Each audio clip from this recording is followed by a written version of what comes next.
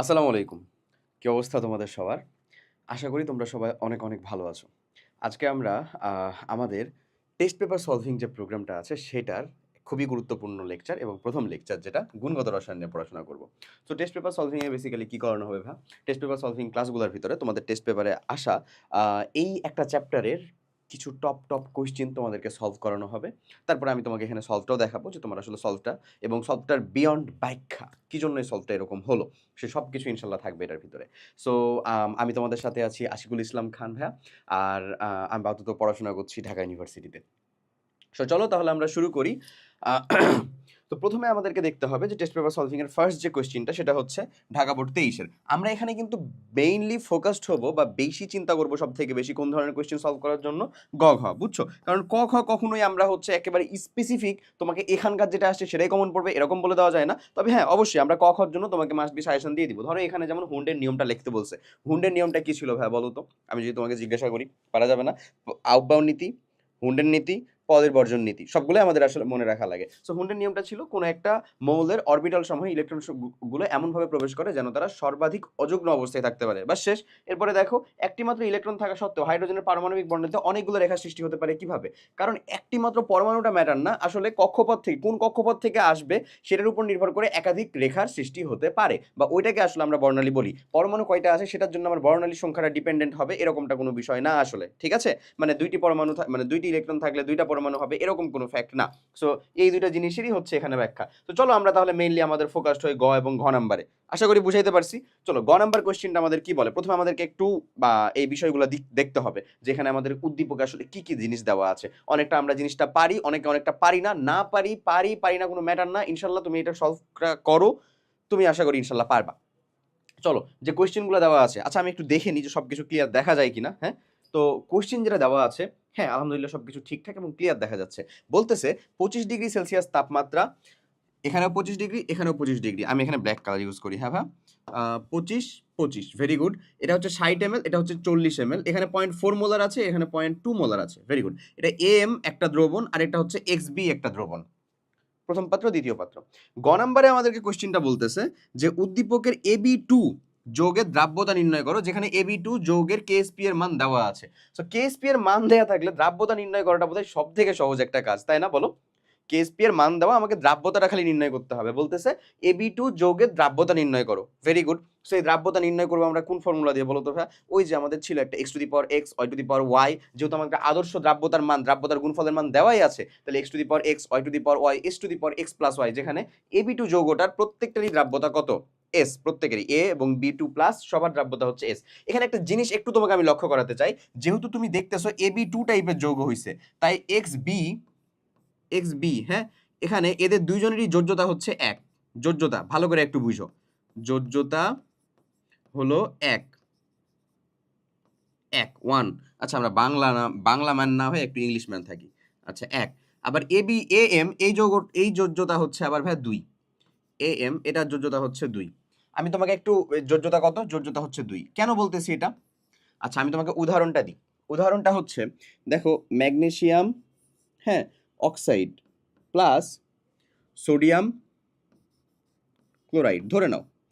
এটা যদি রিঅ্যাকশন করে তাহলে কি তৈরি হবে দেখো তো? Magnesium MgCl2 plus Na2S, Na2O, sodium oxide. এমন জিনিসটা তৈরি হবে না?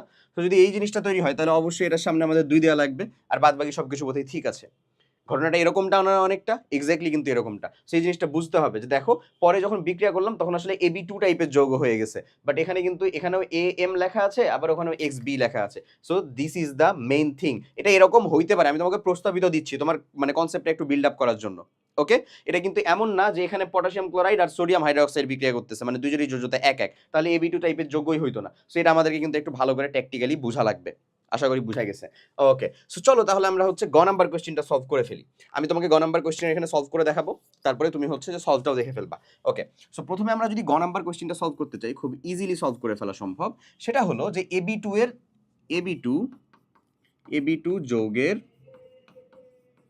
কেএসপি ইজ ইকুয়ালস টু কত বলছে ভাই বলো তো? আমাদের 1.84 দ্রাব্যতার গুণফল দেওয়া বলা আছে, তাই না?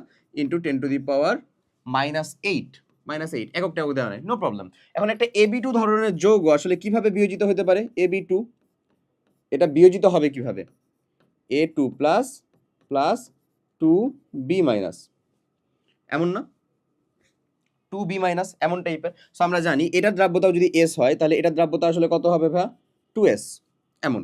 এখন আমরা একটা যে জিনিসটা জানি সেটা হচ্ছে এই যে এটার উপরে KSP এর মানটা হয় হচ্ছে এর সহগের উপরে তার সহগ, মানে আমরা বলতে পারি আমাদের x two the power x, y two the power y, s two the power x plus y, এটা হয় হচ্ছে KSP এর আইডিয়াল মান।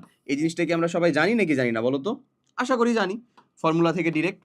এটা কিরকম ভাবে আসে? এটা যদি যৌগটা আমাদের এমন হইতো, আমি তোমাকে যৌগটাও দেখাই দিই, যদি যৌগটা আমাদের এমন হইতো ax by, তাহলে এটা কিভাবে বিয়োজিত হয়তো বা x a y plus plus y b x minus, এমন না? এমন টাইপের বিয়োজিত হইতো। তো তখন এখানে হয়তো আসলে x s এটা দ্রাব্যতা হয়তো y s, বুঝছো কিনা? তাহলে এটার KSP এর মানটা হয় হচ্ছে এরকম। এখানে x এর মানটা কত আসলে? 1। এখানে x এর মানটা হচ্ছে আমাদের 1 না? 1 টু দি পাওয়ার 1, তারপরে আমরা বলতে পারি 2 two the power 2, s two the power 1 plus 2 is equals two KSP এর মানটা কত? যেটা বলা আছে আমাদের 1.84 into 10 to the power minus 8। তাহলে এখানে আমরা বলতে পারি আসলে 4s cube is equals two এই ভ্যালুটা 1.84 10 টু দি পাওয়ার মাইনাস 8। একবারে ক্যালকুলেশনটা করে ফেলি। s দ্রাব্যতা যদি নিয়ে আসি তাহলে থাকে হচ্ছে এটা ঘনমূল আর 1.84 into 10 to the power minus 8 by থাকে কত ভাইয়া? 4। এই ক্যালকুলেশন কমপ্লিট করলে হয়ে যাবে না? চলো আমরা কমপ্লিটটা করে দেখি হয় কিনা। আচ্ছা, সো একবার আমরা লিখি 1.84 10 to the power minus 8 by হচ্ছে 4, তার উপরে ঘনমূল দিছি। সো এখানে যে জিনিসটা থাকে সেটা হচ্ছে, এটাকে একটু ঠিক করে লিখি, 1.66 into 10 to the power minus 3। S এর এককটা কি হয় ভাই বলো তো? মোল পার লিটার। এটাই হয়ে গেল আমাদের সেই অ্যান্সার আমাদের শেষ। দ্রাব্যতাটা কত হবে? এস এর মানটাই যেটা সেটাই তার দ্রাব্যতা, সেটাই হচ্ছে এটা। ক্লিয়ার জিনিসটা? বলো বোঝা গেছে কিনা? চলো আমরা যদি এই কোশ্চেনের উত্তরটা তোমাকে একটু দেখাই। দেখো তো, এই যে অন পয়েন্ট এরা হচ্ছে যে জিনিসটা নিয়ে আসছে সেটা হচ্ছে 1.7 into 10 to the power minus 3। আমরা বললাম 1.66 into 10 to the power minus 3, সেমই তো কথা, বুঝছো তো? মোল পার লিটার দ্রাব্যতা, এই কাহিনী এখানে আছে। ক্লিয়ার? দেখো যা বলছি এক্স্যাক্টলি তাই তারা করে রাখছে, বুঝছো কিনা জিনিসটা? ওকে, সো চলো তাহলে আমাদের আশা করি ঘ নাম্বারের কোশ্চেন যেহেতু করা শেষ, আমরা ঘ নাম্বারটা একটু যাই, ঘ নাম্বারটাতে একটু বুঝি।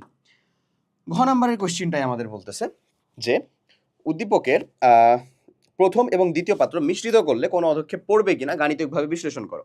এই ধরনের যে কোশ্চেনগুলো আছে সেটাতে তোমাকে লঘুকরণ সূত্রটা খাটাতে হবে। আমি বলে দিই কাকে খাটাতে হবে। লঘুকরণ সূত্র আসলে কি? এটা আসলে তেমন কিছুই না। লঘুকরণ সূত্রটা বোঝাচ্ছে যে এখানে তো এর একটা ঘনমাত্রা আছে, কত সেটা বলো তো? 0.4। ওই ঘনমাত্রাটা কি তাদেরকে যোগ করলেও সেম থাকবে? উত্তরটা হচ্ছে না। কেন? কারণ তার মোল বা যেটা মোল সংখ্যা, যেটা তার অ্যাকচুয়াল পরিমাণ সেটা সেম থাকবে, কিন্তু আয়তন চেঞ্জ হয়ে যাওয়ার জন্য দুইটাকে যখন যোগ করবো তখন আয়তন কি 100 ml হয়ে যাবে না? আয়তন চেঞ্জ হয়ে যাওয়ার জন্য অবশ্যই দেখা যাবে যে সেটার ঘনমাত্রা বা কনসেন্ট্রেশন, মোলারিটি, সেটাও চেঞ্জ হয়ে গেছে। সো ওই সূত্রটা কাটিয়ে আমাকে টোটাল এই দুজনকে মিক্স করার পরে যার যে মোল আর ঘনমাত্রাটা হয় সেটা বের করতে হবে প্রত্যেকের। এখন কথা হচ্ছে এখানে তো 4 জন তৈরি হওয়া সম্ভব। 4 জন কার? Specific A, specific B, specific M, specific X, সবার। আমরা কাদেরটা বের করব? খুব সিম্পল উত্তর হলো, তুমি অধক্ষেপ পড়বে কিনা এটা তুলনা করবা কিসের সাথে? দ্রাব্যতার গুণফল আর আয়নিক গুণফলের সাথে। আমরা কি এরকম কিছু কন্ডিশন জানি নাকি জানি না বলো তো? আমরা কি এরকম কিছু কন্ডিশন জানি?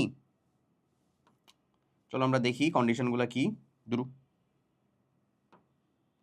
চলো আমরা দেখি যে কন্ডিশনগুলো কি। আমি বলতে চাচ্ছি যে KIP is greater than KSP, তার মানে কি বলতো? অধক্ষেপ বা পিপিটি বলে দিলাম। আবার KIP is less than KSP, তার মানে কি ভাই বলতো? নো পিপিটি, এমন না? প্রেসিপিটেড না, এমন না বিষয়টা? অবশ্যই এমন। সো এই যে কন্ডিশনগুলোর কথা বললাম এগুলো তো অবশ্যই আমরা জানি, তাই না ভাই? এই কন্ডিশনগুলো আমরা জানি না? অবশ্যই আশা করি আমরা জানি। সো এই কন্ডিশনগুলো আমাদেরকে দেখতে হবে। এখন আমাদেরকে কেএসপি কার দেওয়া আছে? শুধুমাত্র AB2 যৌগটার দেওয়া আছে। শুধুমাত্র কার দেওয়া আছে? AB2 যৌগটার দেওয়া আছে। তাহলে আমরা যারটা তুলনা করব বা যারটা বের করব সেটা কে আসলে? AB2 খালি, আর কেউ না তো। আমাদেরকে তো ওই এম বা এক্স এর তো বের করার কোনো প্রয়োজন নেই। কেন নাই? কারণ ওটা তো লাগবে না। দেখো তো লাগবে কি ওটা? লাগবে না তো। সো চলো তাহলে আমরা বের করে ফেলি। যদি আমরা দেখতে চাই এখন ঘ নাম্বার প্রশ্নটার উত্তর, ঘ ঘ নাম্বার হচ্ছে এ প্লাস বি, প্রথম পাত্র এবং দ্বিতীয় পাত্র, এ প্লাস বি না, প্রথম পাত্র এবং দ্বিতীয় পাত্র মিক্স করলে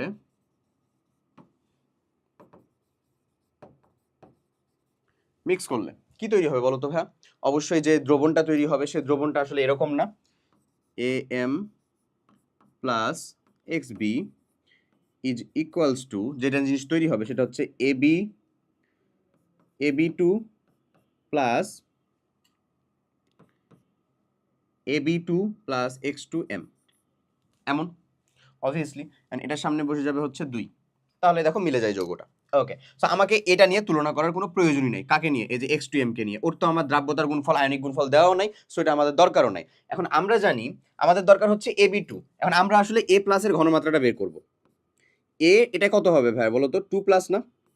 আচ্ছা, এবি টু যৌগটাকে আজকে আমরা তোমাদের জন্য অলরেডি করে দেখাইছিলাম, তারপর আবার দেখাই যেটা বিয়োজিত হবে কিভাবে। A two plus plus two B minus, এমন এমন আকারে। এখন এ টু প্লাসের ঘনমাত্রা আমরা লিখি যে মিক্স করার পর এ টু প্লাস এর ঘনমাত্রা, মিক্স করার পরে এ টু প্লাসের ঘনমাত্রা প্রথমে আমরা বের করব। ওকে, মিক্স করার পরে এ টু প্লাসের ঘনমাত্রাটা কত হবে? এ টু প্লাসের যেটা ফাইনাল ঘনমাত্রা সেটাকে আমরা ধরে নিচ্ছি ভা S two V two is equals to S one V one. এখন আমি তোমাকে এখন এস ওয়ান ভি ওয়ান আকারে বলি। এস ওয়ানটা কত বলো তো? ডিরেক্ট বলা আছে না আমার, 0.4 মোলার। ভি ওয়ানটা কত ভাই বলো তো? যত তার ঘনমাত্রা মানে মোলারিটি মানে সরি কি আয়তন 60 ml। এরপরে দেখো এস ওয়ানটা, এস টুটা কি? এস টুটাই আমরা বের করবো যে তার পরিবর্তিত ঘনমাত্রাটা কত। আর ভি টুটা কত হবে বলো তো? টোটাল আয়তনটা কি 60 + 40 হয়ে যাবে না? যোগ হয়ে যাবে না? যোগ হয়ে যাবে। সো তাহলে এখান থেকে যদি আমরা এস টুটা বের করি, এস টুটাই হচ্ছে আমার এ টু এর আসল ঘনমাত্রা। এ টু প্লাসের মেইন যে ঘনমাত্রা সেটা হচ্ছে আসলে এস টু। এটা আসলে কত ভাইয়া? এটাকে বলতে পারি আমরা এস ওয়ান ভি ওয়ান। চলো আমরা ডিরেক্ট গুণ করে ফেলি। এস ওয়ান ভি ওয়ান মানে কত? 0.4 × 60/100 ইজ ইকুয়ালস টু থাকে কত তাহলে? দেখো তো, এটা থাকে হচ্ছে 24 মানে 0.24। 24 না? 0.24, ঠিক আছে। ওকে, 0.24 এটা কি? মোলার। বুঝছো জিনিসটা? ওকে, ঠিক একই রকমই দেখো এটার ঘনমাত্রা কিন্তু কমে গেছে। হ্যাঁ, আগে ছিল হচ্ছে 0.4, অবশ্যই বেশি, এখন আছে 0.24, অবশ্যই কমে গেছে। এরপরে যদি আমি সেম টু সেম এটারই ঘনমাত্রা আবার আরেকটা নির্ণয় করতে চাই, তাহলে আমরা বলতে পারি, যে জিনিসটা বলতে পারি সেটা হলো বি টু মাইনাস এর ঘনমাত্রা। ওটা কত হবে বলো? সেম টু সেম আমরা এটাকে S3V3 বলি, এটাকে আমরা বলি হচ্ছে ভাইয়া S4V4 ধরে নাও। সো তাহলে আমাদের আসলে S3 সেটা ছিল এখানে কত চলো তো দেখি। এটা ছিল হচ্ছে আসলে 0.2 মোলার আর 40 ml ছিল। সো আমরা বলতে পারি 0.2 মোলার, V3 ছিল আমাদের 40 ml। এখন V4 আমাদের এগেন হয়ে যায় হচ্ছে আসলে কত? 40 + 60, যেহেতু আমরা দুইজনকে যোগ করেছি, ইকুয়ালস টু 100 ml। আর আমাদের যেটা S4 সেটাই আমরা আসলে বের করব। সো আমরা S4 বলতে পারি, এটাই হচ্ছে আমাদের B2 মাইনাস এর টোটাল ঘনমাত্রা। ঠিক আছে, B2 মাইনাস না, ঠিক B মাইনাস আয়নের টোটাল ঘনমাত্রা। এটা কিন্তু দ্বিগুণ আকারে হয়। দেখো এখানে যে একটা জিনিস বুঝো, এটা কিন্তু দ্বিগুণ আকারে হয়। এই টোটাল ঘনমাত্রাটাই কিন্তু আমি পেয়ে যাচ্ছি। এটা কিন্তু এমন না যেটা শুধু বি মাইনাসের পাইলাম, এটা টোটাল বি টু মাইনাসের। এটা এই সমীকরণ থেকে যদি বিয়োজিত হয় তাহলে এটা দ্বিগুণ হারে যাবে, বাট অলরেডি কিন্তু এটা বিয়োজিত আকারে আছে, তাই এই বি মাইনাসের ঘনমাত্রাটাই হচ্ছে কিন্তু টু বি মাইনাসের ঘনমাত্রা। ভালো করে এই জিনিসটা বুঝতে হবে। আমি বিশেষ করে এই জিনিসটা প্যাচ লাগাই ফেলতাম। আমি এখানে যেটা বি মাইনাস পাইতাম ওটাকে 2 দ্বারা গুণ করতাম, বাট বিষয়টা হচ্ছে একটু মানে তুমি সোজাভাবে চিন্তা করছো, বাট ঘটনাটা উল্টা ক্রমে ঘটছে। ঘটনাটা এমন ঘটতেছে যে তুমি যেটা অলরেডি বের করতেছো সেটা কিন্তু অলরেডি হওয়ার পরে হচ্ছে এরকম ভাবে হয়। বুঝছো জিনিসটা? এটা কিন্তু আগে হয় না, এটা পরে বিয়োজিত হবে। পরে যখন বিয়োজিত হবে তখন এটার যতটুকু করে বিয়োজিত হয় তার দ্বিগুণ আকারে এটা বিয়োজিত হবে, এটা বুঝাচ্ছে। এটা যদি এস হয় এটা 2s হবে, বাট এটা অলরেডি হয়ে আছে। এটা অলরেডি তুমি যখন যোগটা তৈরি করলে তখনই হয়ে গেছে। তার মানে 2b মাইনাসের ঘনমাত্রাই কিন্তু এটা। এটা আসলে কত হচ্ছে? তাহলে আমরা যদি বের করি তাহলে পাবো হচ্ছে 40 ইন্টু 0.2 বাই হচ্ছে 100, হুইচ ইজ অ্যাকচুয়ালি আমাদের যদি চিন্তা করি তাহলে 8 মানে 0.08 মোলার। এমন তাহলে এখন চলে আসো, তাহলে আমরা বলতে পারি কেআইপি কার কোন যৌগটার এবি টু যৌগটা যদি আমরা কেআইপি বের করি তাহলে আমরা বলবো এখানে যেহেতু আদর্শ কেএসপি হলে সেটা আদর্শ X to the power X Y to the power Y S to the power X plus Y হয়, বাট যেহেতু কেআইপি এটা কিন্তু ডিরেক্ট তাদের যে আয়নগুলাই আয়নের যথাযথ ঘাত সহ গুণফল, আর কিচ্ছু না, যথাযথ ঘাত সহ গুণফল। এখানে ঘাতটা ম্যাটার করে, সহগটা না। তাহলে এটা হবে হচ্ছে জাস্ট এরকম A2 প্লাস, এর উপরে তো কোনো ঘাত নাই, কারণ এর উপরে কি কোন এর সামনে কি কোনো পাওয়ার ছিল বলো তো? কোনো পাওয়ার ছিল না, মানে 1 ছিল, 1টা পাওয়ার আকারে থাকলো, 1টা আমরা পাওয়ার আকারে রাখছি, ইনটু ইনটু আসলে বি মাইনাস তার উপরে কত হবে বলো তো? 2 হয়ে যাবে। এই বি মাইনাসটা দিতে পারো, অথবা 2 মানে 2b মাইনাস দিতে পারো। কেউ বি মাইনাস দেয়, কেউ এখানে 2b মাইনাস দেয়, হোয়াট এভার সে যেটাই দিক না কেন এটা আসলে ভুল না, বরঞ্চ 2b মাইনাসটা না দেওয়া বেটার। তুমি যাই দাও না কেন আলটিমেটলি বি এর ঘনমাত্রা 0.080 হবে, এটা 2 দ্বারা গুণ হবে না। ক্লিয়ার? আচ্ছা, তো যদি তাই হয় তাহলে এবার চলে আসো, যদি আমরা এই কাজটা করি, এখানে আমরা এখানে যে জিনিসটা পাবো সেটা হচ্ছে ভাইয়া এটা এ টু প্লাসের ঘনমাত্রাটা কত ছিল? 0.24 মোলার। 0.24 ইন্টু 0.08 তার উপরে কত? Whole square. এই যদি হয় ক্যালকুলেশন তাহলে চলে আসবে আমাদের 0.24 ইন্টু 0.08 তার উপরে হোল স্কোয়ার। আসতেছে হচ্ছে এই ক্যালকুলেশন করলে 1.536 ইন্টু 10 টু দি পাওয়ার -3 যদি একক দিতে চাও নো প্রবলেম। এককটা কি হবে বলো তো? যেহেতু S to the power, S এর এককের উপরে জাস্ট কি হয়ে যাবে? কিউব হয়ে যাবে। এস এর এককের উপরে কিউব হয়ে গেলে সেই এককটা হয় হচ্ছে মোল কিউব লিটার ইনভার্স 3। এমন ক্লিয়ার? তো আমরা স্পষ্ট দেখতে পাচ্ছি যে আমাদের কেএসপির মানটা কত ছিল? কেএসপির মানটা ছিল মেলা কম, 1.84 into 10 to the power -8, 1.84 into 10 to the power -8। তো এখন যদি আমরা কন্ডিশনটা লিখি যে আমাদের শর্তটা কি হইলো আসলে, কেআইপি অবভিয়াসলি মেলা মেলা বড় কার থেকে? কেএসপির থেকে, তার মানে অধক্ষেপ পড়বে। এই তো শেষ। যে মেন জায়গায় প্যাচ লাগাই ফেলতে, ওটা বোঝা গেছে কিনা আমি আবারও বলতেছি, শোনো। বিষয়টা হচ্ছে যে তুমি যখন যৌগটা মানে দুজনকে যুক্ত করলা তখনই এই জিনিসটা অলরেডি ফর্মড, এটা ফর্ম হয়ে গেছে। বি এর ঘনমাত্রা কত এটা ঠিক হয়ে গেছে অলরেডি, ওকে।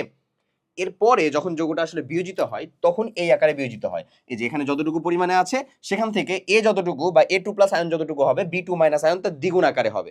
ঠিক আছে না জিনিসটা? ওকে। এখন একটা জিনিস মেইনলি সিম্পল এটা মনে রাখার ক্ষেত্রে একটা টেকনিক খাটাইতে পারো, সেটা হচ্ছে যে ভাইয়া যখন তুমি একটা যৌগ সেপারেট তৈরি করতেছো তখন ওখানে আয়নিক গুণফল না, তখন ওখানে দ্রাব্যতার গুণফলটা খাটে। ওই যে আদর্শ যেটা মান X to the power X Y to the power Y S to the power X plus Y, এটা খাটে। বাট যখন তুমি আসলে দুইটা যৌগকে মিক্স করতেছো তখন আসলে ওখানে দ্রাব্যতার আদর্শ গুণফলের মানটা আর খাটে না, তখন চলে আসে দুইজনকে মিক্স করার পরে পরবর্তী তাদের আয়তনের পরিমাণটা কত হবে সেটা, এবং ওই আয়তনের ভিতরে তাদের অধক্ষেপ পড়বে কিনা সেটা। তো তখন চলে আসবে হচ্ছে সহগ টহগ সিম্পলি বাদ, সহগটা শুধু তার ঘাত হিসেবে কাজ করবে এবং তখন আয়নিক গুণফলটা কাজ করবে যেরকমটা এখানে কাজ করছে, তার মানে অধক্ষেপ হবে বা অধক্ষেপ পড়বে, যাই বলো না কেন। আমরা উত্তর পেলাম এরকম। চলো আমরা এটার উত্তরটা দেখাই তোমাদেরকে। চলো এখানে কি দেখাচ্ছে যে টোটাল আয়তনটা আসতেছে আসলে কত? 100 ml। ওকে, ভেরি গুড। এই যে দেখো 0.08 পেয়ে যাচ্ছে কার? বি এর ঘনমাত্রা, আর 0.24 পেয়ে যাচ্ছে হচ্ছে A2 প্লাসের ঘনমাত্রা। এবার তার যখন আয়তনটা তুলনা করতেছে 1.536 ইনটু 10 টু দি পাওয়ার, দেখছো এটা কি 2 দ্বারা গুণ করছে? করছে রে? করে নাই। করছে? করে নাই, করবেও না। বুঝছো জিনিসটা? এবং এই যে দেখো নাও 1.8 কি হয়েছে বলো তো? দেখো তো 1.84 ইনটু 10 টু দি পাওয়ার -8 এটা ছিল তার কেএসপি এর মান, বাট কেআইপি এর মানটা আমরা কত পাচ্ছি? 1.536 into 10 to the power -3। So obviously বলতে পারছি কেআইপিটা অনেক অনেক বড় কার তুলনায়? কেএসপি এর তুলনায়। দ্যাটস ওয়াই এই যোগে অধক্ষেপ পড়বে, এই যে কথাটা লেখা আছে। জিনিসটা কি ক্লিয়ার? এবার কি বুঝতে পারছি? শেষ। সো আমরা তোমাদেরকে কোয়েশ্চেন অবশ্যই আগে সলভ করাবো, তারপরে হচ্ছে উত্তরটা থেকেও তোমাদের সাথে ভিজুয়ালিটির জন্য মিলাই দেবো, দেখো এরকম ভাবে উত্তর করা হয়েছে। দেখো এখানে এক্সট্রা আর অন্য কোনো কথা লিখছে? আমি যে বিক্রিয়াটা লিখছিলাম শুরুর দিকে, এই বিক্রিয়াটা একটু টেকনিক্যালি বুঝে লেখা ছাড়া আর এক্সট্রা কোনো রিয়েলি তোমার মনে হয় যে আর এক্সট্রা কোনো বড় সড়ো ইফোর্ট ছিল এখানে? উত্তরটা হচ্ছে না, এটা খুব ইজিলি সলভ করে ফেলা যায়। ক্লিয়ার? সো চলো তাহলে আমরা হচ্ছে পরের কোয়েশ্চেনটার দিকে যাই। আশা করি এই কোয়েশ্চেনটা বুঝতে পারছো। নেক্সট যে কোয়েশ্চেনটা বলতে সেটা হচ্ছে রাজশাহী বোর্ড 23-এর কোয়েশ্চেন, এখান থেকে আসা কোয়েশ্চেন। তো ভাইয়া দেখো তো পরের যে কোয়েশ্চেনটা বলে সেটা আমাদের রাজশাহী বোর্ড 23-এর একটা কোয়েশ্চেন। এখানে আমরা চলো ডিরেক্ট গ ঘতে চলে যাই। আসলে আমরা মানে মোটামুটিভাবে কমন জিনিসগুলাকে একটু দ্রুত করি, তাহলে আশা করি তোমরাও ক্লাসটা মনোযোগ দিয়ে কমপ্লিট করতে পারবা। দেখো আমাদের গ নাম্বার কোয়েশ্চেনটা বলে বোর তত্ত্ব অনুসারে উদ্দীপকের বর্ণালী সিরিজ সমূহের উৎপত্তি ব্যাখ্যা করো। এই যে একটা উদ্দীপক দেওয়া আছে, এখানে বলা হচ্ছে এ সিরিজ। এ সিরিজ দিয়ে একটা কমন জিনিস কি বোঝানো হচ্ছে বলো তো? এটা 7 নাম্বার লাইন থেকেও 1 নাম্বারে আসতেছে, 6 থেকেও একে একে একে একে যেখান থেকে হোক একে আসতেছে। বি সিরিজ যেটা সেটা দেখো, এটা হচ্ছে এক বাদ 3 থেকে একে 4 থেকে 2 মানে সরি 3 থেকে 2 এ 4 থেকে 2 এ যেখান থেকেই হোক না কেন 2 এ আসতেছে, যেটা হচ্ছে বামার সিরিজ। আসলে এটা লাইম্যান সিরিজ, এটা বামার সিরিজ, এবং এটা কি বোঝাচ্ছে? প্যাস্টেন সিরিজ। এমন বোঝাচ্ছে না জিনিসটা, জাস্ট এতটুকুই কথা। এখন বলতেছে বোর তত্ত্ব অনুসারে উদ্দীপকের সিরিজ সমূহের উৎপত্তির ব্যাখ্যা করো। এই উৎপত্তির ব্যাখ্যাটা তুমি ব্যাখ্যামূলক কোশ্চেনের উত্তর দিবা, বাট অবশ্যই এখানে কিছু পয়েন্ট টয়েন্ট থেকে শুরু করে ম্যাথমেটিক্যাল ইকুয়েশনও তোমাকে কি করতে হবে? ইনক্লুড করতে হবে। ব্যাখ্যামূলক জিনিসটা তোমার কি থাকবে বলো তো? ব্যাখ্যামূলক জিনিসটা হচ্ছে যখন কোনো মানে উচ্চ শক্তি স্তর থেকে নিম্ন শক্তি স্তরে বেসিক্যালি একটা ইলেকট্রন কি করে, নিম্নগমন করে, বা উচ্চ শক্তি স্তর থেকে একটা ইলেকট্রন নিম্ন শক্তি স্তরে আসে। ধরো আমরা যদি বলি ডিরেক্ট গ নাম্বার কোশ্চেনের উত্তরে, যে উচ্চ শক্তি স্তরে আমাদের কি শক্তির মানটা? উচ্চ শক্তি স্তরে হচ্ছে E2, নিম্ন শক্তি স্তরে কেমন? সেটা অবশ্যই কম শক্তি লাগবে, এবং সেটা হচ্ছে আমাদের ইয়ন। আমি বেসিকটা লিখে দিচ্ছি, থিওরিটা আমি বলে দিচ্ছি, বাকিটা তোমাকে পড়িয়ে দিচ্ছি, ঠিক আছে? সো তাহলে আমরা জানি del of E is equals to actually E2 minus E1 which is actually H nu which is actually HC by lambda. এই জিনিসটা আমরা জানি কি জানি না বলো তো? সো তুমি দেখো একটা শক্তি পার্থক্য বা একটা ডেল এর মানের জন্য তুমি আসলে একটা ল্যামডার ভ্যালু পাচ্ছ। এই ল্যামডার মানটার কারণেই একটা কি হয় আসলে বর্ণালী উৎপন্ন হয়। এমন জিনিসটাই বলতেছে না বর্ণালী সিরিজ সমূহের উৎপত্তি ব্যাখ্যা করো, এইটাই তো কথা, তাই কি না? এই জিনিসটাই খালি তোমাকে ব্যাখ্যা করতে বলছে, আর কিচ্ছু না। এখন এ সিরিজ যেটা, সেই সিরিজটা কি? 1 নাম্বার কক্ষপথে আসতেছে বা লাইম্যান সিরিজের বর্ণালী। বি সিরিজ যেটা সেটা হচ্ছে বামা সিরিজের বর্ণালী, সেটা হয়তো বা আমরা দেখতে পাবো, হয়তো বা না, ইনশাল্লাহ দেখতে পাবো। আর যেটা সি সিরিজ সেটা হচ্ছে প্যাস্টেন সিরিজের বর্ণালী। এরকম ভাবে যদি 4 নাম্বারে আসতো কি হইতো? সেটা ব্র্যাকেট সিরিজ, তারপরেরটা ফুন বা ফান্ড, তারপরেরটা হামফ্রিস। এই তো দেখাও তোমার মানে চলো আমি তোমাকে এটা জিনিসটা দেখাই দিই। জিনিসটা হচ্ছে এইরকম, বোর তত্ত্ব অনুযায়ী বর্ণালী সৃষ্টির ক্ষেত্রে দেখো কি বলে, বর্ণালী সৃষ্টির ক্ষেত্রে কোনো ইলেকট্রন একটি শক্তি স্তর থেকে অন্য শক্তি স্তরে ধাপান্বিত হয়, তখন এই ইলেকট্রন দ্বারা নির্দিষ্ট পরিমাণে আলোক শক্তি কি হয়? শোষিত হয়। যদি নিম্ন শক্তি স্তর থেকে উচ্চ শক্তি স্তরে যায় তাহলে শোষিত হয়, উচ্চ শক্তি স্তর থেকে যদি নিম্ন শক্তি স্তরে আসে তাহলে সেটা কি হয়? আসলে বিকিরিত হয়। এক্ষেত্রে উচ্চ শক্তি স্তর থেকে নিম্ন শক্তি স্তরে স্থানান্তরের ফলে আলোক শক্তি কি ঘটে? বিকিরণ ঘটে, আলোক শক্তি সে ছেড়ে দেয়।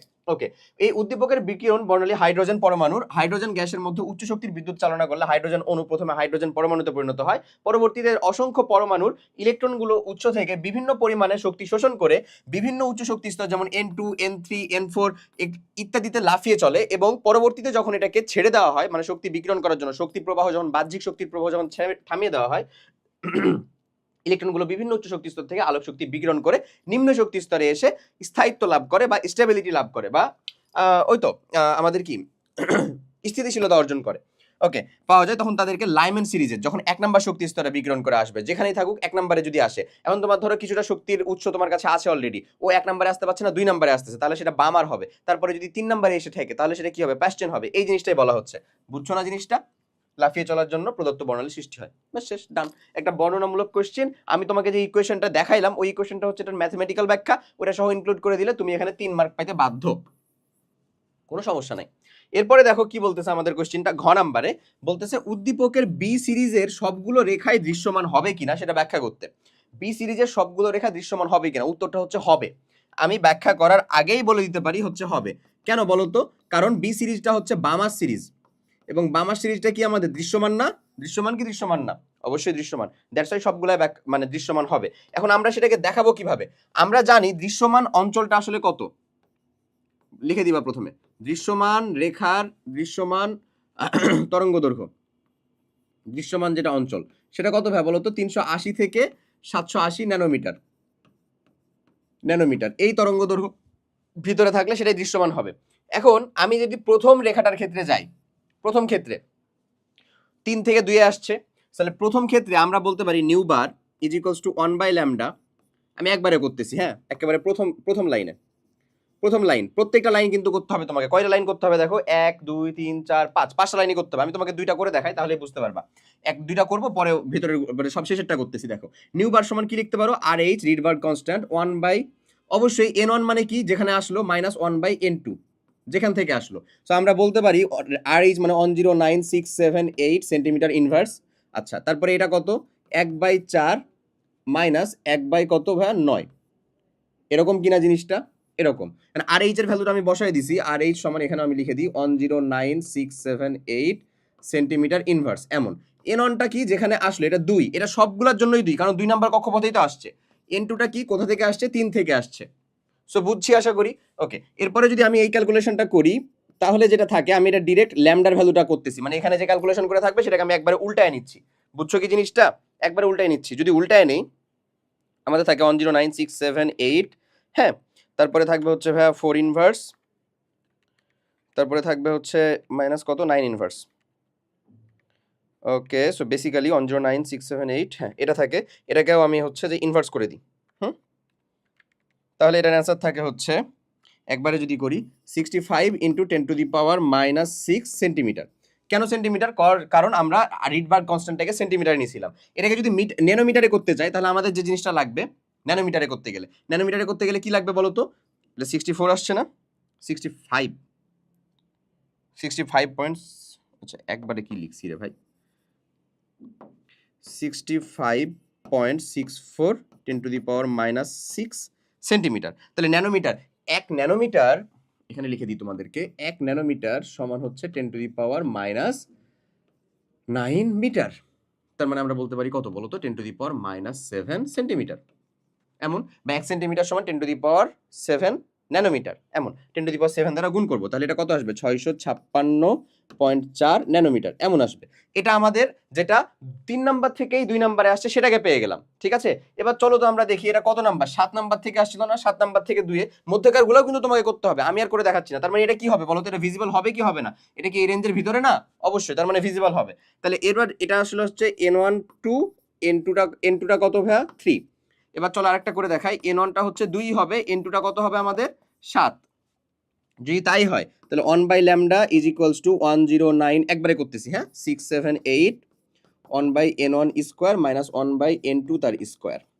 যদি এমন হয়, এখানে n1 আর n2 এর মানটা তো আমি বলে দিয়েছি তোমাকে, তুমি কিন্তু এটা এরকম ভাবে বলবো না, অবশ্যই এদিকে দেখাই দিবা এরকম করে, যেরকমটা দেখাইছি। তো আমি এখানে ল্যামডার মানটা কত পাবো, আমি একবারে করিনি, হ্যাঁ, তাহলে এখানে পাবো হচ্ছে 4 ইনভার্স, এখানে পাবো হচ্ছে ভাইয়া 7 স্কোয়ার, মানে হচ্ছে 49 ইনভার্স। সো এই ক্যালকুলেশন থাকে হচ্ছে এরকম। এটাকে যদি আমরা ইনভার্স করে দিই, অ্যান্সারটাকে আমরা করে ফেলবো হচ্ছে ভাইয়া ইনভার্স, অ্যান্সার ইনভার্স করলে থাকে হচ্ছে এইটা, হ্যাঁ, এটা থাকে হচ্ছে আমাদের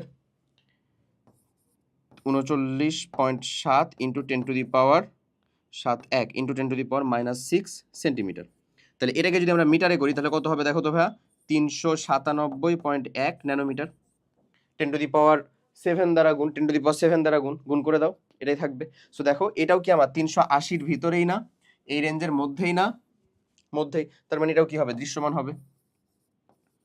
দেখো এই মানটা কি হচ্ছে আসলে, কমছে না ভাইয়া, এটা 656 ছিল, এটা কত হয়েছে, 397 হয়েছে। তার মানে এই যে মধ্যের যে কয়টা, ধরো হচ্ছে 4 থেকে 2 আসলো, 5 থেকে 2 আসলো, 6 থেকে 2 আসলো, এগুলা সবগুলাই কি এই রেঞ্জের ভিতরেই হবে না, অবশ্যই হবে। কোন রেঞ্জের ভিতরে, এই যে এটা থেকে এটার ভিতরে হবে, একেবারে স্পেসিফিক্যালি যদি বলে দিই, এটা থেকে এটার ভিতরেই হবে, হইতেই হবে। তাহলে যদি হয়েই যায়, তাহলে তো বুঝতেছই অবশ্যই দৃশ্যমান হবে। আমি তোমাকে একেবারে ফার্স্টটা, মানে এই যে টপেরটা এবং এই যে বটমেরটা, দুইটাই একেবারে দেখাই দিলাম যে দুইটাই দৃশ্যমান হচ্ছে, তাহলে অবশ্যই মধ্যেরগুলো দৃশ্যমান হতে বাধ্য।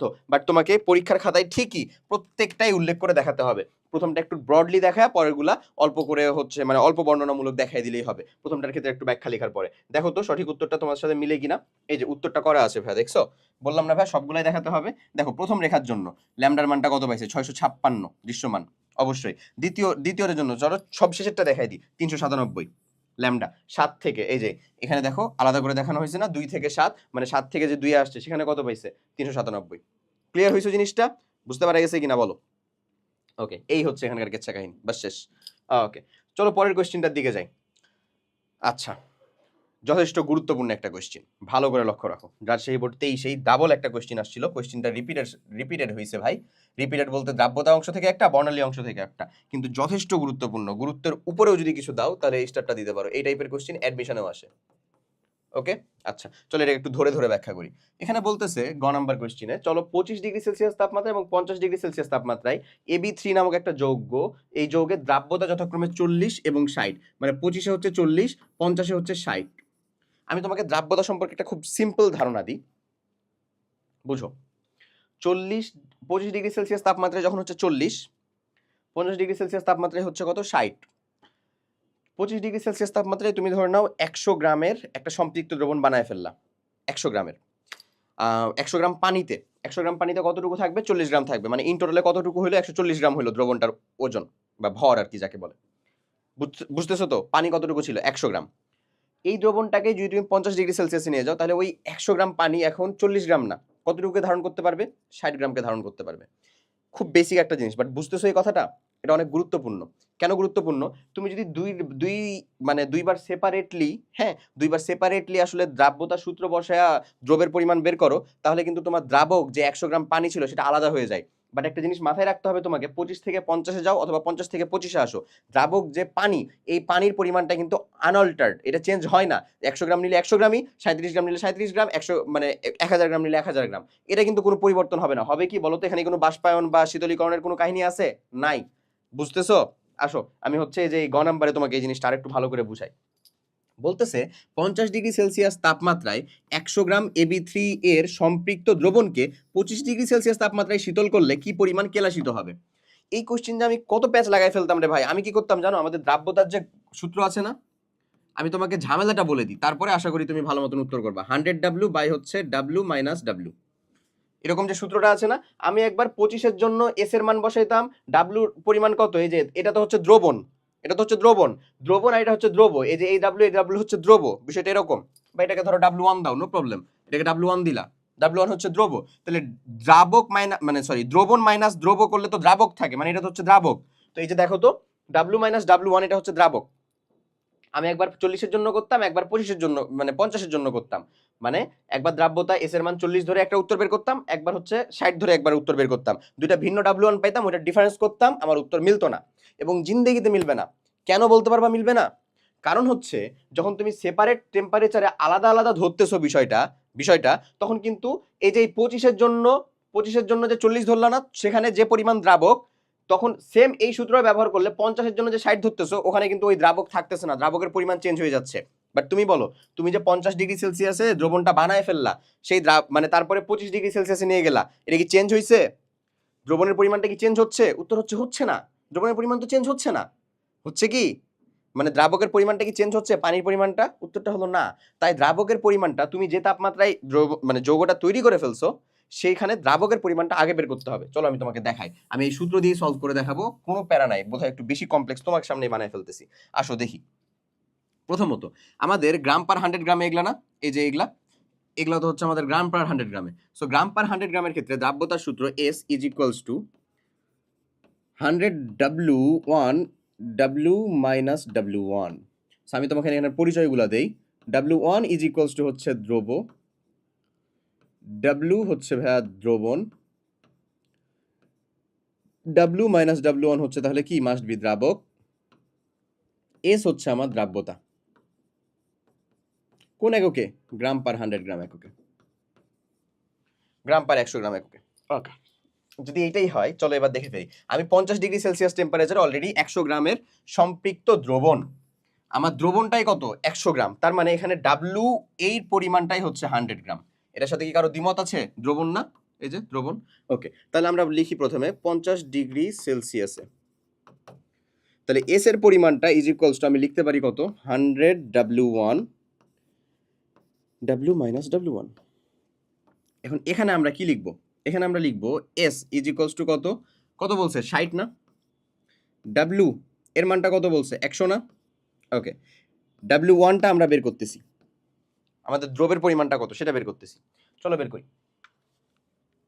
এখানে আমরা কত করতে পারি, এটার মানটা 60 বসাও, এটার মানটা হচ্ছে 100 W1, তারপরে এখানে বসাও 100 মাইনাস W1। সো W1 তাহলে তুমি কত লিখতে পারো আসলে 60 ইন্টু আরও 2টা শূন্য দিয়ে দাও, একবারে গুণ করতেছি, হ্যাঁ, 60 W1 is equals two 100 W1। So W1 এর ভ্যালুটা বেসিক্যালি আসে আমাদের কত, এটা ওপাশে হয়ে গেলে 160, তার মানে 6000 ভাগ 160। চলো দেখি 6000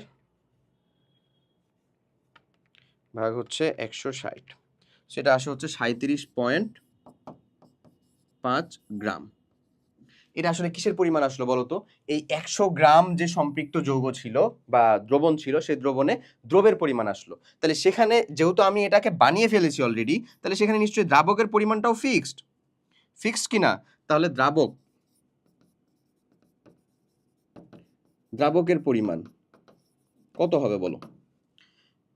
W minus W1 is equals two 100 minus 37.5 is equals two 62.5 গ্রাম। তাহলে এখন যখন তুমি 40 ডিগ্রি সেলসিয়াস বা 25 ডিগ্রি সেলসিয়াস এটাকে শীতলীকরণ করছো, তখন আসলে তোমার পানি এতটুকুই থাকছে, বা তোমার যে দ্রাবক, সে দ্রাবকের পরিমাণটা কতটুকু থাকতেছে? এতটুকুই থাকতেছে। এই দ্রাবকটুকুই তোমার 50 ডিগ্রি সেলসিয়াস তাপমাত্রা থেকে 50 ডিগ্রি সেলসিয়াস তাপমাত্রায় 37 গ্রামকে ধরে রাখতে পারতো, 37 গ্রাম দ্রবকে ধরে রাখতে পারতো। কিন্তু যখন তুমি তাপমাত্রা কমে 25-এ নিয়ে চলে আসছো, তখন তার ওই দ্রব ধারণ ক্ষমতাটা কমে গিয়ে কততে আসবে, ওটাই আমরা বের করব। ওকে, সো চলো আমরা বের করি। এবার যদি আমরা 40 ডিগ্রি সেলসিয়াসের হিসাব করি, সরি 25 ডিগ্রি সেলসিয়াসে এস ইজ ইকুয়ালস টু কত বলবো? ওই যে 100 W1 ড্যাশ বললাম, হ্যাঁ, W1 ড্যাশ, ঠিক আছে। আর এখানে আমরা বের করব কত? এখানে দ্রাবকের পরিমাণটা তো ফিক্সড, কত পাইছি আমরা? 62.2 না রে, 62.5। আচ্ছা, সো এই যে এখানে আমরা W1 ড্যাশ এটাই আমরা আসলে বের করব, দ্রবের পরিমাণটা কত থাকবে, এস এর মানটা কত বলছে? 40। সো তাহলে এখানে হচ্ছে 40 ইন্টু কত, 62.5 is equals two 100 W1 dash. অতএব W1 ড্যাশের ভ্যালুটা কত থাকে? 40 ইন্টু অ্যান্সার বাই হচ্ছে 100, 25 গ্রাম থাকে। তাহলে তুমি যখন আসলে ওই 62.5 গ্রাম মানে দ্রাবক দিয়েই 40 ডিগ্রি সেলসিয়াসে নিয়ে চলে আসবা, টেম্পারেচারটা 25 ডিগ্রি সেলসিয়াসে নিয়ে চলে আসবা, যেখানে তার দ্রাব্যতা হচ্ছে আসলে কত, 40, তখন তার দ্রবণ ধারণ ক্ষমতা কতটুকু পানির, এই যে 62.5, এইটুকু পানির দ্রবণ ধারণ ক্ষমতাটা কত থাকবে? 25 গ্রাম থাকবে। তাই আমরা বলতে পারি, এখন তোমারটা ঠিক আছে, কেলাসিত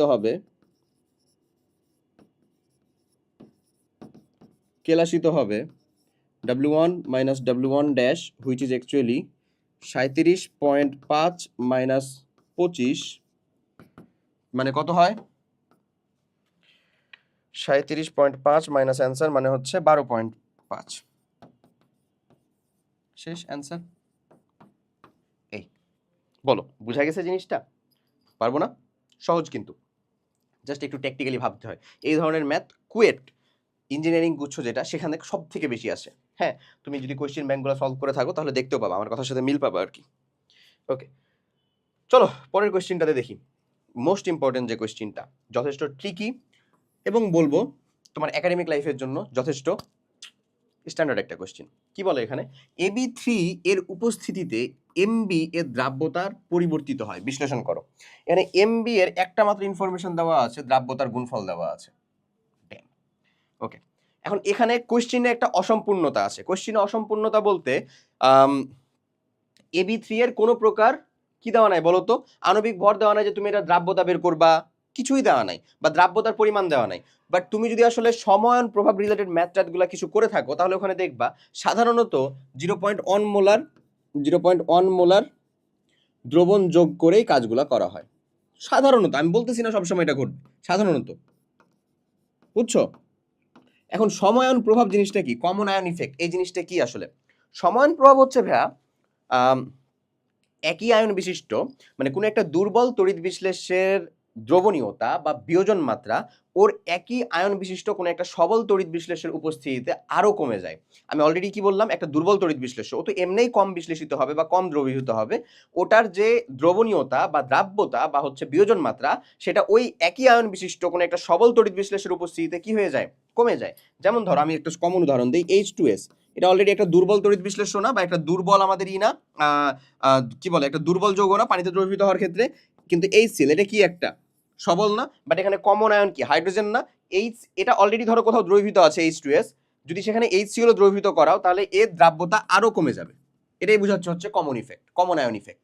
সো এখানেও দেখো AB3 এবং MB, এখানে কমন আয়নটাকে বি। সো বি কে নিয়েই আমাদের কেচ্ছা কাহিনী করতে হবে এবং ওর দ্রাব্যতার পরিবর্তনটাই আমাদেরকে দেখাতে হবে। প্রথমে MB এর যেহেতু আমাকে KSP এর মান দেওয়া, তাইলে সেখান থেকে আমরা ডিরেক্ট তার বি এর আসল দ্রাব্যতাটা ইজিলি বের করে ফেলতে পারি। কিভাবে? এভাবে, যে আমাদের MB এর KSP কত? 1.8 10⁻⁻10। তাহলে MB এর দ্রাব্যতা কেমন যাবে? এটা 1⁻1 1⁻1 S⁻1 + 1 ইকুয়ালস টু কত? এই মানটা। তাহলে আমরা বলতে পারি AC² = 1.8 10⁻⁻10, এই ভ্যালুটা। তাহলে এস এর মানটা আসলে কত? দ্রাব্যতার মানটা কত? এটাকে √1.8 10⁻⁻10 এমন। সো এটা যদি আমরা করি √1.8 10⁻⁻10, এটার মানটা আসে ভাইয়া 1.3 ইন্টু 10⁻⁻5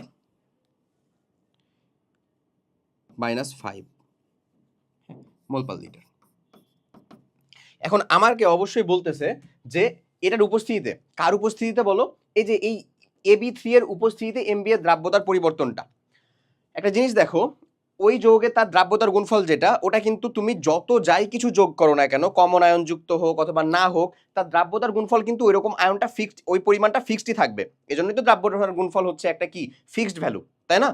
তাপমাত্রা ফিক্সড থাকলে ওই জিনিসটা ফিক্সডই থাকবে। তাই আমি যদি কমন আয়ন ইফেক্ট কাউকে যোগও করি, তাও ওইটার মানটা কত? ওটা ফিক্সডই থাকবে। ক্লিয়ার কিনা জিনিসটা? ফিক্সড থাকবে। ওকে, এরপরে যদি আমরা বলি যে এই যে এমবি যে যৌগটা, এই এমবি যে যৌগটা, হ্যাঁ, এমবি যে যৌগটা, এটা আসলে দ্রবীভূত হয় আর কি কিরকম ভাবে? M প্লাস প্লাস হচ্ছে B মাইনাস। যেহেতু আমরা জানি না যেটা একযোজি কি দুইযোজি, আমরা সিম্পল এটাকে একযোজি হিসেবে ধরে নিলাম। ধরে নাও M প্লাস বা একই, মানে এ যদি 2 হয় এও 2, এ 3 হলে এও 3, আলটিমেটলি এরকমই হবে। সো এটা এরকম ভাবে বিয়োজিত হয়।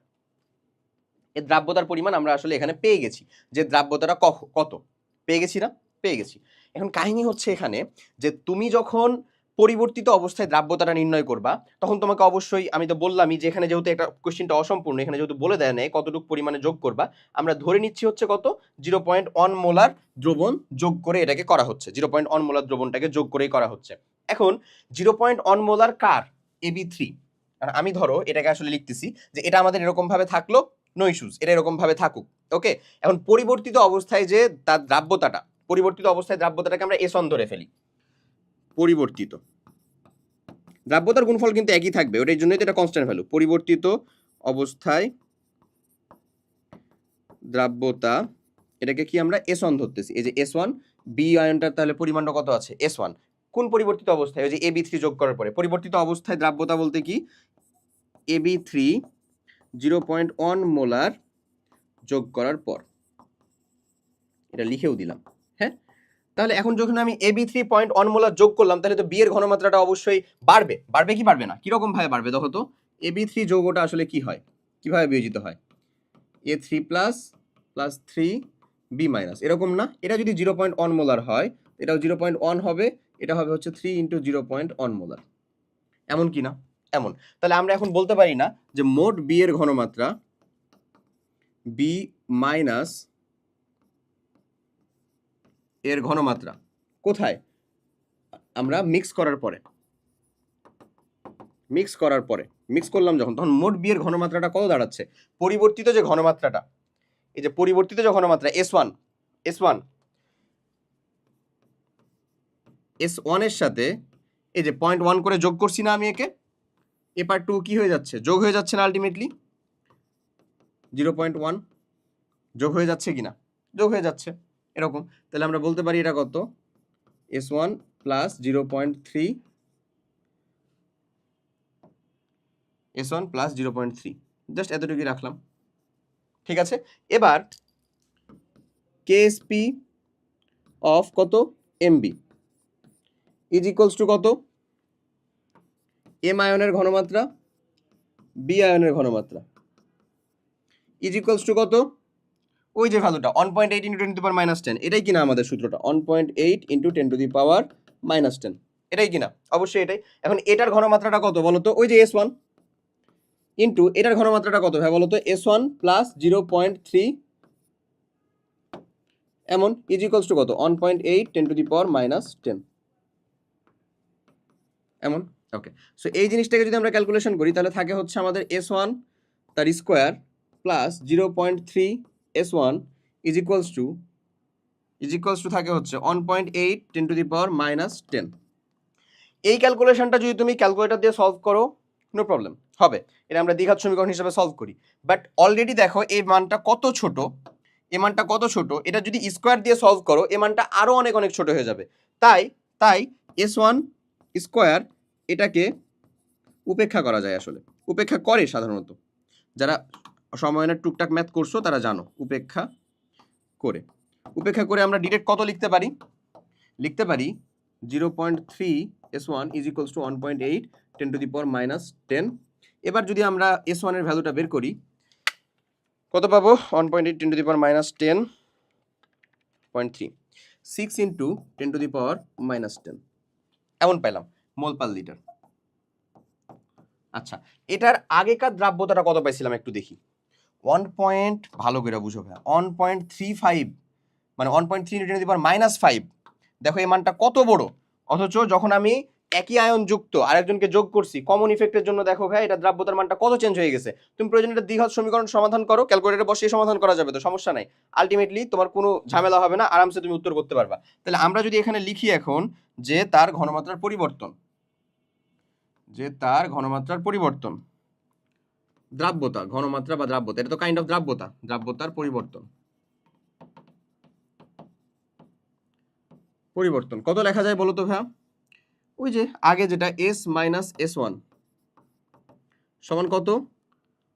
তুমি এটা লিখতে পারবা, এটা দেখো 1.3 ইন্টু 10⁻5, 1.3 ইন্টু 10⁻5 মাইনাস 6 ইন্টু 10⁻10। সেই ক্যালকুলেশন করলে কত থাকবে দেখি। আচ্ছা, 1.3 10⁻5 মাইনাস অ্যান্সার সেমই থাকে হচ্ছে 1.299 10⁻6 এটাই থাকে মোল পার লিটার। আসলে এটা তো কোনো আসলে খুব বেশি ভ্যালুই নাই, দেখছো 6 × 10⁻10 তুমি মাইনাস করবা, বুঝা গেছে জিনিসটা। এই হচ্ছে এখানকার কেচ্চা কাহিনী, শেষ। এবার চলো আমি তোমাকে উত্তরটা দেখাই ফেলি। আশা করি বুঝতে পারছো যে কেন এরকমটা ঘটলো দ্রাব্যতার ক্ষেত্রে কাহিনী। ওখানকার ওখানকার তো 12.5 ঘয়ের উত্তর, এটা তো বুঝছোই। ঘয়ের উত্তরটা দেখো কি ঘটে আসলে, এই যে দেখে নাও ঘয়ের উত্তরটা একটু দেখে নাও। দেখো দ্রাব্যতাটা প্রথমে বের করলো 1.34 × 10⁻5, এটা পাইলা তুমি দ্রাব্যতা, তার আদর্শ দ্রাব্যতা। এখন ধরি এমবি এর যোগে 0.1 মোলার AB3 যোগ করা হলো। কেন ধরে নিলাম? কারণ এটা প্রশ্নে দেওয়া নাই আর। সো অসম্পূর্ণ প্রশ্নের ক্ষেত্রে তুমি এরকম ভাবে কাজ করে আসতে পারো, অথবা দেখা যাবে বোর্ড টিচার অলরেডি তোমাকে বলে দিছে যে এই অমুক কোশ্চেনে একটু ভুল আছে, এটা তোমরা সংশোধন করে নিও, এটা বলে দেয়। না হলে তো প্রবলেম হয়ে যাবে ধরো। আর না হলে যদি তুমি এটা হাত দাও তাহলে হচ্ছে দেখা যাবে ওটা বোর্ডে একটা সম্মিলিত সিদ্ধান্ত দিবে পরে, যাদের ওটা বাদ হয়ে যেতে পারে অথবা মার্ক দেওয়া হয়ে যেতে পারে। সাধারণত মার্ক দেওয়া হয়ে যায় আসলে, হ্যাঁ, বাদ করে না, যেহেতু এটা বোর্ডেরই একটা ভুল। ওকে, এটা S1 এটা কি পরিবর্তিত অবস্থায় যোগ করা হওয়ার পরে পরিবর্তিত ঘনমাত্রা হচ্ছে S1। এখন AB3 যোগের ক্ষেত্রে যাই বলো না কেন তুমি 3 ইন্টু 10 মানে ইন্টু 3 ইন্টু 0.1 এত করে যেহেতু বেড়ে যাচ্ছে, সো ওই জায়গাটাকে আমরা যোগ করে দিলাম। দেখো এরপরে যেটা করছে S1 ইন্টু S1 প্লাস 0.3, যেটা আমরা করলাম, এই যে S1 এর উপরে স্কোয়ার প্লাস 0.3 ইন্টু S1। এবার এখানে যেটা বলছে S1 স্কোয়ারের মান ক্ষুদ্র হওয়ায় এর মান বাদ দিয়ে তুমি যদি মান নিয়ে করতে চাও নো প্রবলেম, তুমি করো, সেমই পাবা উত্তর। দিয়ে ওরা পাইছে 6 × 10⁻10। এরপরে এর ঘনমাত্রার যেটা পরিবর্তন সমায়ন প্রভাবের ফলে দ্রাব্যতা হ্রাস পায়, AB3 এর উপস্থিতিতে এমবি এর দ্রাব্যতা পরিবর্তিত হয়। শেষ, ক্লিয়ার আশা করি। ওকে, চলো তাহলে নেক্সট কোশ্চেনে যাই। পরের কোশ্চেনটা কি বলে চলো দেখি। নেক্সট কোশ্চেনটা বলে উদ্দীপকের ইলেকট্রনটি স্থানান্তরের জন্য শোষিত শক্তির পরিমাণ হিসাব করতে হবে। ওকে, সো চলো আমরা দেখি। বললাম যে গ নাম্বার কোশ্চেনটা বলে উদ্দীপকে ইলেকট্রনটি স্থানান্তরের জন্য শোষিত শক্তির পরিমাণ হিসাব করব। স্থানান্তর হয়েছে কোথা থেকে বলো তো? 1 নাম্বার কক্ষপথ থেকে কত 3 এর ভিতরে স্থানান্তরিত হয়েছে। সো আমাদের জন্য এটা শোষিত শক্তির পরিমাণ হিসাব করার ক্ষেত্রে ওই যে আমরা জানি না নিউ বার সমান হচ্ছে 1/λ গ নাম্বার, হ্যাঁ। সো প্রথমে তুমি কম্পাঙ্ক সংখ্যা নিউ বার 1/λ আর এইচ, ঠিক আছে। তারপরে আমরা কি বলতে পারি, আর এইচ 1/n1 তার স্কোয়ার মাইনাস 1/n2 তার স্কোয়ার। এখন এখানে যদি তুমি n1 আর n2 কে এই যে এরকম লেখো, n1 টা হচ্ছে আসলে কত যেখানে গেছে সেটা হচ্ছে 3, n1 n2 টা হচ্ছে আসলে 1, নো প্রবলেম, এটাও দিতে পারো, এটা উল্টাও দিতে পারো। এটা দিলে তোমার শক্তির উত্তরটা মাইনাস আসবে। মাইনাস আসা মানে কি, আসলে শক্তিটা শোষিত হচ্ছে, এটা বুঝাচ্ছে। সো আমি বলবো যে তুমি আসলে এটা না দিয়ে n1 এর মানটা দিও হচ্ছে 1 এবং n2 এর মানটা দিবা হচ্ছে 3 দিয়ে তুমি লিখে দিবা যে শক্তিটা শোষিত হচ্ছে, তাহলেই হয়েছে। যদি এটা করো তাহলেই হয়ে যায় আমাদের 109,678, ঠিক আছে, 1/1 স্কোয়ার মাইনাস 1/9। এই যদি আমরা ক্যালকুলেশন করি তাহলে ল্যামডার মানটা এখান থেকে পেয়ে যাই আমরা ডিরেক্ট যদি করি 109,678 ইন্টু 1 মাইনাস 9 ইনভার্স। ওকে, সো এই ক্যালকুলেশনটা থাকে হচ্ছে ভাই এরকম, এটার উপরে যদি এগেন ইনভার্স করে দিই, আমরা একবারে করতেছি যেহেতু, তাহলে আমরা বলতে পারি এটার মানটা থাকে হচ্ছে 1.025 10⁻⁵ সেন্টিমিটার। আমার লাগবে হচ্ছে ধরো মিটারে আর কি। যদি আমরা মিটারে করতে চাই, কেন মিটারে করতেছি, কারণ আমি শক্তিটা বের করবো যেহেতু এসআই ইউনিটে নিব, তাহলে এটাকে আমরা 100 দ্বারা ভাগ, মানে 1.025 ইন্টু 10⁻⁷ মিটার, এত। Very good. এবার যদি আমরা বলি এটা শোষিত শক্তি, ই ইজ ইকুয়ালস টু কত, H nu, H C by lambda is equals to, H এর মান কত, 6.626 10⁻34 into C into 3 into 10⁸ by হচ্ছে ল্যামডা, ল্যামডার মানটা কত, ওই যে যেটা 1.025 ইন্টু 10⁻⁷, এমন। ওকে, আচ্ছা, এবার চলে আসো এইচসি 6.626 10⁻34 3 ইন্টু 10⁸ বাই হচ্ছে অ্যান্সার। সো এটার উত্তর থাকে হচ্ছে ভাইয়া 1.938 10⁻18 জুল। এই থাকে হচ্ছে এটার উত্তর। কার মান, ইয়ের মান বা শক্তির মান। ডান, ইয়ের মান বা শক্তির মান। ডান, কথা কি ক্লিয়ার, বুঝতে পারছো না? আশা করি বুঝা গেছে। ওকে, সো উত্তর শেষ আমাদের। এই যে এটাই হচ্ছে সঠিক উত্তর। এখন এটাই বলছে আমাকে শোষিত শক্তির পরিমাণ নির্ণয় করো, এটাই হচ্ছে তার শোষিত শক্তির পরিমাণ। চলো আমি তোমাকে জিনিসটা দেখাই, তাহলে তুমিও বুঝবা। এই যে দেখো, এখানে জেডি স্কোয়ার একটা নিয়ে আসছে, পারমাণবিক সংখ্যা, তাই তুমি চাইলে নিয়ে আসতে পারো, এটা হাইড্রোজেন ছিল, সো প্যারা নাই। আলটিমেটলি দেখো 1.94 ইন্টু 10⁻কত, -18 জুল শক্তি এতটুকু শোষিত হয়। সিম্পল কোশ্চেন, কিন্তু সিম্পল ক্যালকুলেশন। এরপরে এখানে কি বলে আসলে, ঘ নাম্বারের ক্ষেত্রে, ঘ নাম্বার যে কোশ্চেনটা সেটা দেখি। উদ্দীপকের ইলেকট্রনটির জন্য তৃতীয় কক্ষপথে তরঙ্গ দৈর্ঘ্য চতুর্থ কক্ষপথে তরঙ্গ দৈর্ঘ্য অপেক্ষা কম না বেশি তা গাণিতিকভাবে বিশ্লেষণ করব। তৃতীয় কক্ষপথের তরঙ্গ দৈর্ঘ্য, যেটা অলরেডি আমরা বের করে ফেলছি, কোথায় বের করলাম, এটাকে আমরা ল্যামডাটা আমরা ন্যানোমিটারে নিয়ে নিই। এটাকে ন্যানোমিটারে নিতে গেলে কত, 10⁹ দ্বারা গুণ করব। তাহলে এটাকে যদি আমরা বলি λ3, তৃতীয় কক্ষপথের যেহেতু, তাই λ3 বলে দিলাম। এটাকে 10⁹ দ্বারা গুণ করলে কত হবে বলো তো, 102.5 ন্যানোমিটার। ওকে, ঠিক একই রকম ভাবে চতুর্থ কক্ষপথেরটা যদি আমরা বের করতে চাই, তাহলে আমরা জাস্ট কি করব, চতুর্থ কক্ষপথেরটা nu bar is equals to 1/λ is equals to RH 1/1 minus 1/16। কেন, n1 square minus n2 square, চতুর্থ কক্ষপথেরটা বলছে না, এমন। সো n1 এর মানটা আমরা বললাম হচ্ছে 1, n2 এর মানটা আমরা কত বলতেছি, 4। সো বেসিক্যালি এই অ্যান্সারটা যদি আমরা ল্যামডা দিয়ে করি একবারেই, আচ্ছা একবারে না করো, এটার মানটা কত বলবা, 109,678 1 মাইনাস 1/16 এমন। সো এবার তুমি একবারে করতে পারো, ল্যামডার মানটা কত হবে তাহলে, চলো আমরা দেখি। 10967 করছিলাম তো, ওখানে বসায় দিই। আচ্ছা, তাহলে এখানে কত করব, 16। আচ্ছা, সো এরপরে এটাকে অ্যান্সার ইনভার্স করে দিলেই হয়ে যায় এত। এটা আসে হচ্ছে ভাইয়া 9.725 10⁻⁻6 সেন্টিমিটার। সো এটাকে যদি আমরা ন্যানোমিটারে নেই, কত দিয়ে গুণ করবো বলো তো, ন্যানোমিটারে নিলে 10⁻7 দ্বারা গুণ করবো, তাই না? সো 10⁻7 দ্বারা গুণ করলে এটা কত থাকে, 97.25 ইন্টু 10⁻, তো আর কিছু থাকে না, 25 কি থাকে, ন্যানোমিটার। এটা কি ছিল আমাদের, λ4। তার মানে কে ছোট, λ4 is less than actually lambda 3, এমন না? এটাই বলেছে। তরঙ্গ দৈর্ঘ্য অপেক্ষা কম নাকি বেশি তা গাণিতিকভাবে ব্যাখ্যা করব। তাহলে কার তরঙ্গ দৈর্ঘ্যটা হচ্ছে কম? ল্যামডা 4-এর। ল্যামডা 4-এর বা যেটা আমাদের উচ্চ শক্তি স্তর 3 নাম্বার শক্তি স্তর থেকে তার থেকে উচ্চ শক্তি স্তরের তরঙ্গ দৈর্ঘ্য যেটা আসছে সেটা হচ্ছে কম। এই জিনিসটাই কথা বলছে, বাস শেষ। এটা কিন্তু শেষ, লিটারালি শেষ, আর কিচ্ছু নাই। চলো এখানে তুমি হাইয়েস্ট যে কাজটা করতে পারো সেটা হচ্ছে ডেল অফ ল্যামডার মানটা বের করে ল্যামডা 3 মাইনাস ল্যামডা 4 বের করে বলতে পারো যে পার্থক্য কত। শেষ, আর কিছু করার দরকার নেই। তাহলে উত্তরটা ডান। দেখো তোমাকে দেখাই, এটা পেয়ে গেছো তুমি 102 পয়েন্ট, গ হতে পাই, দেখো ডিরেক্ট লেখা আছে গ হতে পাই। এবার ঘয়ের ক্ষেত্রে এটা বের করছে, দেখো 97.25 পাইছে, সো পার্থক্যটা করে দিয়েছে 5.35। তাই সুতরাং ইলেকট্রনটির ক্ষেত্রে তৃতীয় শক্তি স্তরের তরঙ্গ দৈর্ঘ্যের মান চতুর্থ শক্তি স্তর অপেক্ষা 5.3 মাস বেশি হবে। এই তো বলে দিছে, শেষ। আশা করি বুঝা গেছে। চলো নেক্সট কোশ্চেনে যাই। এই কোশ্চেনটা যদি আমরা দেখি, এখানে আমাদেরকে বলতেছে, এটা আরেকটা গুরুত্বপূর্ণ কোশ্চেন, সেম টু সেম। এখানে কিন্তু অন্যান্য ক্ষেত্রে দেখা গেছে সবকিছু দেওয়া আছে, আমাদেরকে শক্তি বা তরঙ্গ দৈর্ঘ্য এগুলা বের করতে হবে। এখানে শক্তির পরিমাণটা বা তরঙ্গ দৈর্ঘ্যের পরিমাণ দেওয়া আছে, আমাকে এন এর মান বের করতে হবে। লিটারালি দেখো কি বলে, গ নাম্বার কোশ্চেনটা যদি দেখো, উদ্দীপকের 1 অনুসারে কোন রেখার তরঙ্গ দৈর্ঘ্য যদি এত হয়, মানে ল্যামডার মানটা এত, ইলেকট্রনটি কোন শক্তি স্তরে হতে ধাপান্তরিত হলো সেটা ব্যাখ্যা করো। হাইড্রোজেনের পারমাণবিক বর্ণালী প্যাস্টেন সিরিজ, লাইম্যান বামার প্যাস্টেন মানে N3, লাইম্যান বামার প্যাস্টেন মানে হচ্ছে আমাদের N3। তার মানে আমাদের N1 এর মান যেটা সেটা হচ্ছে 3, N2 এর মানটা কত সেটা আমাদের লাগবে। কোশ্চেনটা এরকম, হ্যাঁ। চলো আমরা সলভ করি, যদি দেখি N1 এর মানটা হচ্ছে আমাদের 3, N2 এর মানটা কত সেটা আমাদের লাগবে।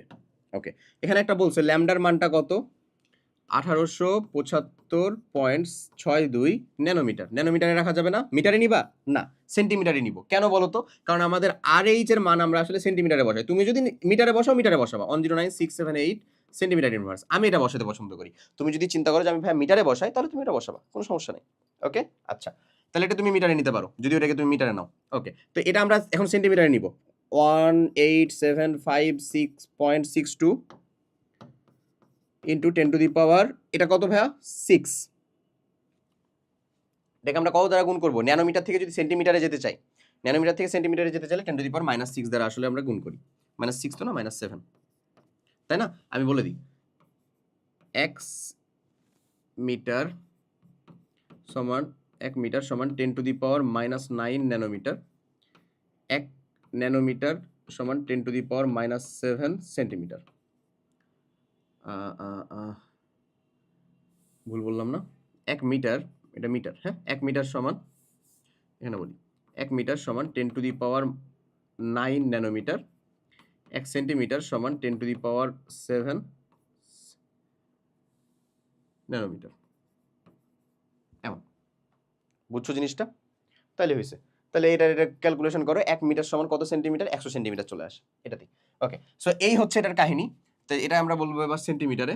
হ্যাঁ, এবার যদি আমরা বসাই যে 1/λ nu bar 1/λ is equals to, জানি আমরা RH, আমাদের ফর্মুলাতে এটা 1/λ, আমাদের ফর্মুলা তো ল্যামডা দিয়ে না, 1/λ দিয়ে, 1/n1 স্কোয়ার, n1 তার স্কোয়ার মাইনাস 1/n2 তার স্কোয়ার করো, 1/λ, ল্যামডার মানটা বসাও, 1875.62 10⁻⁻7 is equals to 109678 is equals to 1/n1 square. n1 এর মানটা কত রে ভাইয়া?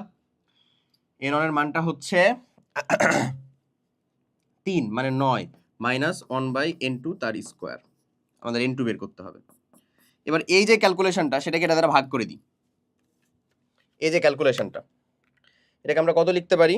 1/, এই 1875.62 10⁻⁻ কত 7 ইন্টু 109678, এই ক্যালকুলেশনটাই থাকে হচ্ছে 0.0486 ইজ ইকুয়ালস টু, এটা যেটা থাকে সেটাই, এটাকে কত বলতে পারি? 1/9 মাইনাস হচ্ছে 1/n2 তার স্কোয়ার। এখন আমি যে কাজটা করবো, এটাকে এ পাশে নিয়ে আসবো, এটাকে এ পাশে নিয়ে আসবো, 1/n2 তার উপরে square is equals two 1/9 minus হচ্ছে 0.0486। আমি এখানে 0.0486 লিখছি, বাট আমি ক্যালকুলেটারে ঠিকই সম্পূর্ণ মানটা নিয়ে কাজ করবো। ওকে, এটাই বেটার কিন্তু। তাহলে আমরা বলতে পারি হচ্ছে 1/9 মাইনাস হচ্ছে ভাই কি অ্যান্সার, মাইনাস অ্যান্সার। তাহলে এই ভ্যালুটা থাকে হচ্ছে কত? 0.062 0.062 49 এরকম ভাবে চলতেছে। এটাকে উল্টায় আনো, এটাকে যদি উল্টায় আনি ক্যালকুলেশনে কি থাকে, এরকম থাকে না, দেখো তো।